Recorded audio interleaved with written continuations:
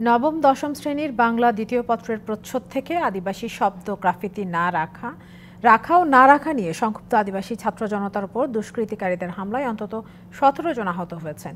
এর মধ্যে গুরুতর আহত ৪ জন। বুধবার রাজধানীর মতিঝিলে জাতীয় শিক্ষাক্রম ও পাঠ্যপুস্তক বোর্ড এনসিটিবি ভবনের সামনে এই হামলা হয়।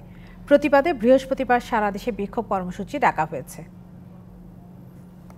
২০২৫ সালের নবম দশম শ্রেণীর বাংলা দ্বিতীয় পত্র বইয়ের প্রচ্ছদে আদিবাসী লেখা একটি গ্রাফিটি যুক্ত করে এনসিটিবি। পরে আন্দোলনের মুখে গ্রাফিটিটি সরিয়ে দেওয়া হয়। এ নিয়ে মঙ্গলবার পাঠ্য বইয়ে গ্রাফিটি পুনর্বহালের দাবিতে এনসিটিবি ঘেরাওয়ের ডাক দেয় সংক্ষুব্ধ আদিবাসী ছাত্র জনতা।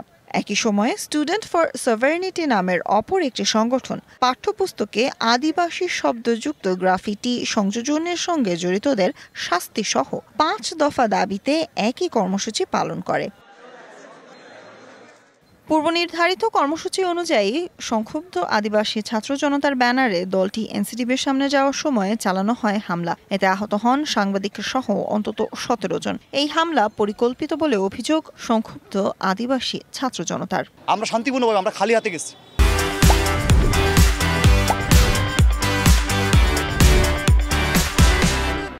তারা পুরা অস্ত্রশস্ত্র নিয়ে, লাঠি সুটা নিয়ে, চাপাতি নিয়ে তারা ওখানে প্রস্তুত ছিল এবং সেভাবে আমাদের উপর হামলা করেছে। ইতিমধ্যে আপনাদের সাংবাদিকও কয়েকজন আহত হয়েছে। এই হামলার নিন্দা জানিয়েছেন মানবাধিকার কর্মীরা। সরকার যেন সবাইকে সঠিকভাবে জানিয়ে দেয় এটা একটা মুষ্টিমেয় কিছু উগ্রবাদীদের হাতে এ দেশ জিম্মি হতে পারে না।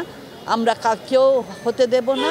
সরকারেরও দায়িত্ব এটা হতে না দেওয়া। হামলার প্রতিবাদে কেন্দ্রীয় শহীদ মিনারে বিক্ষোভ ও অবস্থান কর্মসূচি পালন করে বৈষম্য বিরোধী ছাত্র আন্দোলন ও জাতীয় নাগরিক কমিটি। তাদের অভিযোগ, আদিবাসীদের উস্কে দিয়ে দেশকে অস্থিতিশীল করার চেষ্টা করছে একটি গোষ্ঠী। ৭২-এর যে মুজিববাদী সংবিধান রয়েছে, যেই সংবিধান আমাদের প্রতিনিয়ত রক্ত ঝরাচ্ছে, সেই সংবিধান যদি বাতিল না করতে পারে তাহলে প্রতিনিয়ত এই হত্যাযজ্ঞ চলতে থাকবে।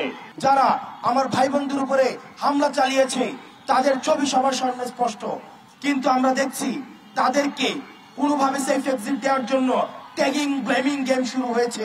হামলায় জড়িতদের দ্রুত গ্রেপ্তার করা না হলে কঠোর আন্দোলনের হুঁশিয়ারি দেন তারা। Sultana Swarna, DBC news, Dhaka.